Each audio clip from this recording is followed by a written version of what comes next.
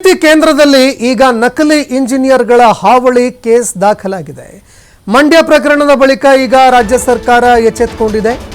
ಈ ಪ್ರಕರಣ ಬೆಳಕಿಗೆ ಬರ್ತಾ ಇದ್ದಂತೆ ರಾಜ್ಯ ಸರ್ಕಾರ ಈಗ ಎಚ್ಚೆತ್ತುಕೊಂಡಿದೆ.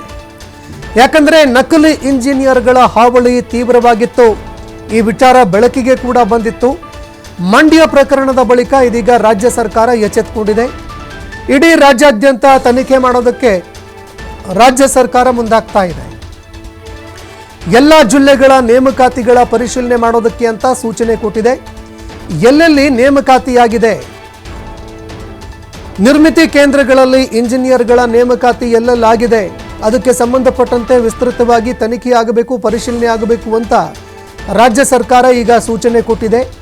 ಎಲ್ಲ ಜಿಲ್ಲೆಗಳ ನಿರ್ಮಿತಿ ಕೇಂದ್ರದ ನೇಮಕ ವಿಚಾರಕ್ಕೆ ಸಂಬಂಧಪಟ್ಟಂತೆ ಪರಿಶೀಲನೆ ಮಾಡೋದಕ್ಕೆ ಅಂತ ಮುಂದಾಗ್ತಾ ಇದೆ. ದಾಖಲೆಗಳನ್ನು ಪರಿಶೀಲನೆ ಮಾಡಿ ಅದಕ್ಕೆ ಸಂಬಂಧಪಟ್ಟಂತೆ ವರದಿ ಸಲ್ಲಿಕೆ ಮಾಡುವಂತೆ ಸೂಚನೆ ಕೊಟ್ಟಿದೆ. ಸರ್ಕಾರದ ಮುಖ್ಯ ಕಾರ್ಯದರ್ಶಿ ಡಾಕ್ಟರ್ ಶಾಲಿನಿ ರಜನೀಶ್ ಆದೇಶ ಹೊರಡಿಸಿದ್ದಾರೆ. ವಸತಿ ಇಲಾಖೆ ಪ್ರಧಾನ ಕಾರ್ಯದರ್ಶಿ ನವೀನ್ ರಾಜ್ ಸಿಂಸ ಅವರಿಗೆ ಸೂಚನೆ ಕೊಟ್ಟಿದ್ದಾರೆ. ಈಗಾಗಲೇ ಸೇವೆಯಿಂದ ಮಂಡ್ಯ ನಿರ್ಮಿತಿ ಕೇಂದ್ರದ 4 ಜನ ವಜಾಗೊಂಡಿದ್ದಾರೆ. ಈ ಬೆನ್ನಲ್ಲೇ ಈಗ ಪರಿಶೀಲನೆ ನಡೆಸಿ ವರದಿ ನೀಡೋದಕ್ಕೆ ಅಂತ ಸೂಚನೆ ಕೊಟ್ಟಿದ್ದಾರೆ.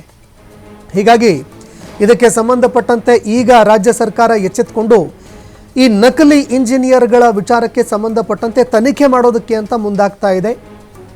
ನಿರ್ಮಿತಿ ಕೇಂದ್ರಗಳಲ್ಲಿ ಇರುವಂತಹ ಇಂಜಿನಿಯರ್ಗಳೇನಿದ್ದಾರೆ, ಪ್ರತಿಯೊಂದು ಜಿಲ್ಲೆಯಲ್ಲೂ ಕೂಡ, ಅಂದರೆ ಪ್ರತಿಯೊಂದು ಜಿಲ್ಲೆಯ ನಿರ್ಮಿತಿ ಕೇಂದ್ರದಲ್ಲಿ ಎಷ್ಟು ಜನ ಇಂಜಿನಿಯರ್ಗಳಿದ್ದಾರೆ, ಅವರ ದಾಖಲಾತಿಗಳೇನು, ಯಾವ ದಾಖಲಾತಿಗಳನ್ನು ಇಟ್ಕೊಂಡು ಅವರು ಈ ಕೆಲಸ ಗಿಟ್ಟಿಸ್ಕೊಂಡಿದ್ದಾರೆ, ಅದಕ್ಕೆ ಸಂಬಂಧಪಟ್ಟಂತೆ ತನಿಖೆಯಾಗಬೇಕು. ಯಾವ ಕಾಲೇಜ್ನಲ್ಲಿ ಡಿಗ್ರಿ ಮಾಡಿದ್ದಾರೆ, ಅದೇ ರೀತಿಯಾಗಿ ಡಿಗ್ರಿ ಮುಗಿಸಿರುವಂತಹ ವರ್ಷ ಯಾವುದು, ಅದು ಒರಿಜಿನಲ್ ಅಥವಾ ಡ್ಯೂಪ್ಲಿಕೇಟಾ, ಇದಕ್ಕೆ ಸಂಬಂಧಪಟ್ಟಂತೆ ಪರಿಶೀಲನೆ ಮಾಡಿ ಈ ನಕಲಿ ಇಂಜಿನಿಯರ್ಗಳನ್ನು ಹೊರಗಡೆ ಹಾಕೋದಕ್ಕೆ ಅಂತ ಈಗ ರಾಜ್ಯ ಸರ್ಕಾರ ನಿರ್ಧಾರ ಮಾಡ್ತಾ ಇದೆ.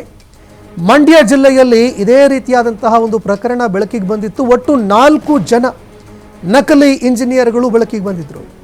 4 ಜನರನ್ನು ಈಗಾಗಲೇ ಅಮಾನತು ಮಾಡಲಾಗಿದೆ.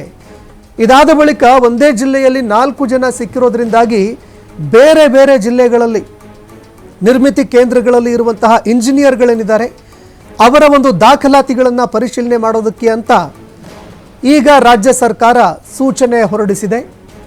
ಹೀಗಾಗಿ ಇಡೀ ರಾಜ್ಯದಾದ್ಯಂತ ಎಲ್ಲ ಒಂದು ನಿರ್ಮಿತಿ ಕೇಂದ್ರಗಳಲ್ಲಿ ಪರಿಶೀಲನೆ ನಡೆದಾಗ ಇದಕ್ಕೆ ಸಂಬಂಧಪಟ್ಟಂತೆ ಸತ್ಯಾಸತ್ಯತೆಯ ಬೆಳಕಿಗೆ ಬರುತ್ತೆ. ಹೀಗಾಗಿ ನಕಲಿಗಳು ಯಾರಿದ್ದಾರೆ, ಅಂದರೆ ನಕಲಿ ಇಂಜಿನಿಯರ್ಗಳು ಯಾರಿದ್ದಾರೆ, ಅವರಿಗೆ ಈಗಾಗಲೇ ಢವ ಕೂಡ ಶುರುವಾಗಿದೆ.